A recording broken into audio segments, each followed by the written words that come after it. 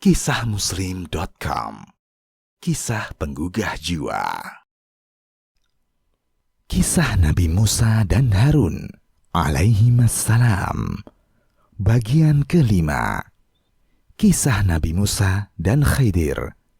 Suatu ketika, Nabi Musa berkhutbah di tengah-tengah Bani Israel. Lalu ia ditanya, "Siapakah manusia yang paling dalam ilmunya?"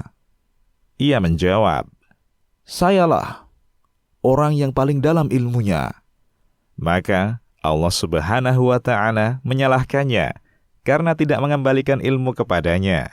Allah Subhanahu wa Ta'ala kemudian mewahyukan kepadanya yang isinya, bahwa salah seorang hamba di antara hamba-hambaku yang tinggal di tempat bertemunya dua lautan lebih dalam ilmunya daripada kamu.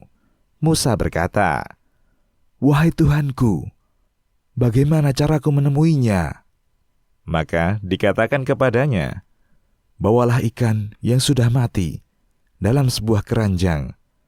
Apabila engkau kehilangan ikan itu, maka orang itu berada di sana." Musa pun berangkat bersama muridnya, yakni Yusha bin Nun, dengan membawa ikan dalam keranjang. Sehingga ketika mereka berdua berada di sebuah batu besar, keduanya merebahkan kepala dan tidur di atas batu itu. Lalu, ikan itu lepas dari keranjang dan mengambil jalannya ke laut, dan cara perginya membuat Musa dan muridnya merasa aneh. Keduanya kemudian pergi pada sisa malam yang masih ada hingga tiba pagi hari.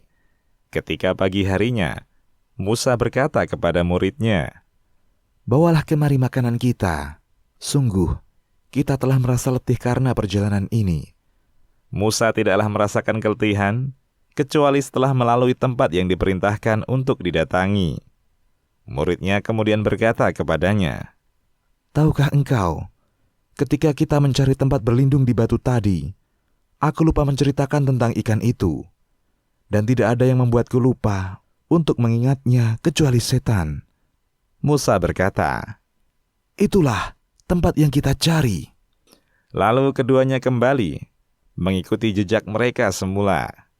Ketika mereka sampai di batu besar itu, tiba-tiba ada seorang laki-laki yang menutup dirinya dengan kain atau tertutup dengan kain. Lalu Musa memberi salam kepadanya. Kemudian Khidir berkata, "Dari mana ada salam di negerimu?" Musa berkata, "Aku Musa."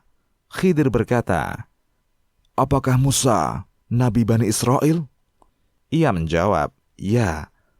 Musa berkata, "Bolehkah aku mengikutimu agar engkau mengajarkan kepadaku ilmu yang benar yang telah diajarkan kepadamu untuk menjadi petunjuk?" Khidir berkata, "Sesungguhnya engkau tidak akan sanggup bersabar bersamaku, wahai Musa.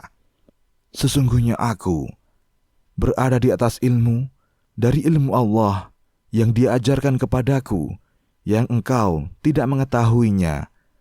Demikian pula, engkau berada di atas ilmu yang Dia ajarkan kepadamu, dan aku tidak mengetahuinya."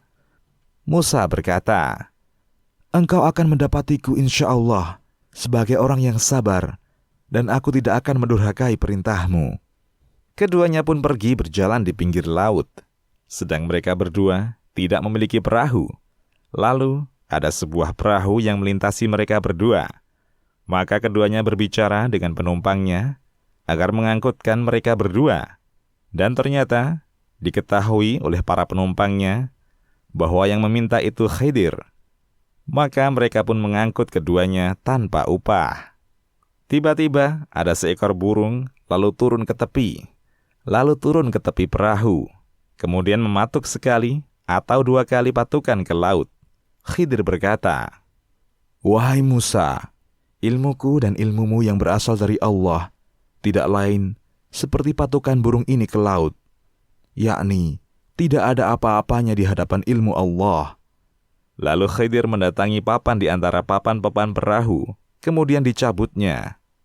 Melihat keadaan itu, Musa berkata, "Orang yang telah membawa kita tanpa meminta imbalan, namun malah engkau lubangi perahunya agar penumpangnya tenggelam?" Khidir berkata, bukankah aku telah mengatakan kepadamu bahwa engkau tidak akan sanggup bersabar bersamaku?" Musa berkata, "Janganlah engkau hukum aku karena lupaku, dan janganlah engkau bebankan aku perkara yang sulit." Untuk yang pertama, Musa lupa. Maka keduanya pun pergi. Tiba-tiba, ada seorang anak yang sedang bermain dengan anak-anak yang lain. Kemudian, Khidir memegang kepalanya dari atas, lalu menarik kepalanya dengan tangannya. Musa berkata, "Apakah engkau hendak membunuh seorang jiwa yang bersih, bukan karena ia membunuh orang lain?" Khidir berkata, "Sesungguhnya engkau tidak akan sanggup bersabar bersamaku." Keduanya pun berjalan, sehingga ketika mereka sampai ke penduduk suatu kampung, keduanya meminta agar penduduknya menjamu mereka, namun tidak diberi. Keduanya pun mendapatkan sebuah dinding yang hampir roboh. Maka Khidir menegakkannya. Khidir melakukannya dengan tangannya. Musa pun berkata, "Sekiranya engkau mau, niscaya engkau dapat meminta imbalan untuk itu." Maka Khidir berkata, "Inilah perpisahan antara aku dengan kamu." Kemudian Khidir menyampaikan alasan terhadap tindakan yang dilakukannya. Ia berkata, "Adapun kapal itu adalah kepunyaan orang-orang miskin yang bekerja di laut, dan aku bertujuan merusakkan kapal itu karena di hadapan mereka ada seorang raja yang merampas setiap kapal, dan adapun anak muda itu, maka kedua orang tuanya adalah orang-orang mukmin, dan kami khawatir bahwa dia akan mendorong kedua orang tuanya itu kepada kesesatan dan kekafiran, dan kami menghendaki agar Tuhan mereka mengganti bagi mereka dengan anak yang lain yang lebih baik kesuciannya dari anak itu, dan lebih dalam kasih sayangnya kepada ibu bapaknya. Adapun dinding rumah adalah kepunyaan dua orang anak yatim di kota itu, dan di bawahnya ada harta benda simpanan bagi mereka berdua, sedang ayahnya adalah seorang yang soleh. Maka Tuhanmu menghendaki agar mereka sampai kepada kedewasaannya dan mengeluarkan simpanannya itu sebagai rahmat dari Tuhanmu. Dan bukanlah aku melakukannya itu menurut kemauanku sendiri. Itulah tujuan perbuatan-perbuatan yang kamu tidak dapat sabar terhadapnya." Quran Surat Al-Kahfi ayat 79 hingga 82. Kisah sapi betina. Di zaman Nabi Musa alaihissalam terjadi beberapa perkara aneh. Di antaranya, kisah terbunuhnya salah seorang Bani Israel yang tidak diketahui siapa pembunuhnya. Mereka telah mencari siapa pembunuhnya, namun tetap saja tidak mengetahui siapa pembunuhnya. Ketika mereka telah bosan mencarinya, maka mereka ingat bahwa di tengah-tengah mereka ada Nabi Musa alaihissalam. Lalu sebagian mereka mendatanginya dan memintanya untuk berdoa kepada Allah agar dia memberitahukan siapa pembunuhnya. Lalu Nabi Musa alaihissalam berdoa kepada Allah agar menyelesaikan masalah itu. Kemudian Allah mewahyukan kepada Nabi Musa alaihissalam agar ia memerintahkan mereka menyembelih seekor sapi betina. Saat mereka mendengar perintah itu, mereka heran dan menyangka bahwa hal itu hanya mengolok-olok mereka. Sehingga Bani Israel tidak segera melaksanakan perintah itu, bahkan kembali bertanya tentang sifat-sifat sapi betina itu, dan meminta penjelasan lebih rinci tentang sifat-sifatnya. Karena mereka tidak segera melaksanakan perintah itu, bahkan membebani diri dengan bertanya lebih rinci sifat-sifatnya, sehingga mereka diberi beban dengan beban yang lebih berat. Diberitahukan kepada mereka sifat-sifatnya yang berbeda dengan sapi betina lainnya. Allah menyuruh mereka menyembelih sapi yang tidak muda dan tidak tua yang sudah banyak melahirkan, tetapi sapi itu masih kuat yang baru melahirkan sekali atau dua kali. Kalau mereka langsung mengerjakan, tentu akan mudah mendapatkannya. Tetapi mereka malah bertanya lagi kepada Nabi Musa sifat-sifatnya. Mereka bertanya apa warnanya. Maka Nabi Musa alaihissalam berkata, "Sesungguhnya Allah berfirman bahwa sapi betina itu adalah sapi betina yang kuning tua warnanya, lagi menyenangkan orang-orang yang memandangnya. Mereka pun terus bertanya tentang sapi betina itu, sehingga mereka dibebani dengan beban yang lebih berat lagi, yaitu perintah Nabi Musa alaihissalam berikutnya. Sesungguhnya Allah berfirman bahwa sapi betina itu adalah sapi betina yang belum pernah dipakai untuk membajak tanah, dan tidak pula untuk mengairi tanaman, tidak bercacat, tidak ada belangnya. Mereka pun berkata, Sekarang barulah kamu menerangkan hakikat sapi betina yang sebenarnya. Kemudian mereka mencari sapi itu dengan susah payah, hingga akhirnya mereka menemukannya dan membelinya dengan harga yang cukup mahal. Mereka pun menyembelihnya, dan hampir saja mereka tidak melaksanakan perintah itu. Quran Surat Al-Baqarah ayat 69 hingga 71. Selanjutnya, Nabi Musa alaihissalam mendekati sapi itu dan mengambil bagian anggota badannya. Kemudian ia gunakan untuk memukul orang yang terbunuh itu. Maka tiba-tiba orang yang terbunuh itu dapat bergerak setelah Allah mengembalikan ruhnya kepadanya. Kemudian ia memberitahukan siapa pembunuhnya, yaitu putra saudaranya. Kemudian ia pun mati lagi. Ini termasuk mukjizat besar dari Allah untuk menunjukkan kebenaran Nabi Musa alaihissalam. Kisah Nabi Musa dengan Qarun.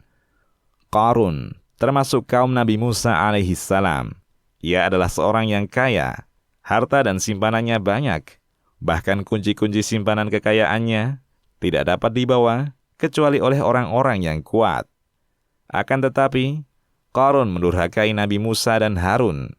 Ia tidak menerima nasihat keduanya, dan ia menyangka bahwa harta dan kenikmatan yang didapatkannya adalah karena ia berhak memilikinya, dan bahwa ia memperolehnya karena ilmunya. Suatu hari, Qarun keluar ke Madinah dengan perhiasan yang besar dan perlengkapan yang banyak sambil memakai pakaian yang bagus.